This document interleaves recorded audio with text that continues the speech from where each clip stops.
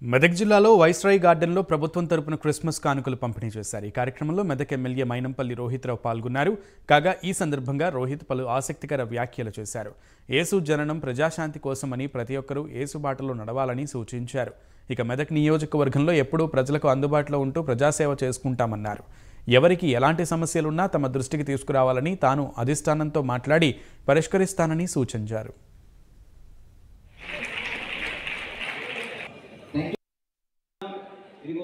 శుభాకాంక్షలు కూడా మనస్ఫూర్తిగా అందరూ కూడా తెలియజేస్తాం.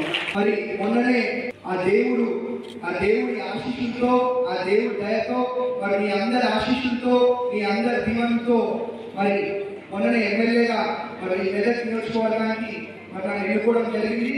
కాబట్టి నేను మీ అందరికి మాట ఇచ్చిన విధంగా మీ అందరి కష్టాలలో కూడా మరి నేను బతికినంత కాలం మీ అందరి కష్టాలలో కూడా పాలు పంచుకుంటూ మరి మీ సమస్యలు తీర్చుకుంటూ మీ ఇంట్లో కుటుంబ సభ్యులాగా మరి మీ అందరి కోసం కూడా మరి నేను పనిచేసి పెడతానని చెప్పి మరి మీ అందరూ కూడా తెలియజేసుకుంటూ మరి మనం ఇట్లాంటి క్రిస్మస్ వేడుకలను, ఇట్లాంటి క్రిస్మస్ సెలబ్రేషన్స్ ఇంకెన్నెన్నో మనం అందరం కూడా కలిసి మరి జరుపుకోవాలని చెప్పి కూడా మన భగవంతుడిని ఆ దేవుడిని కోరుతా ఉన్నాను.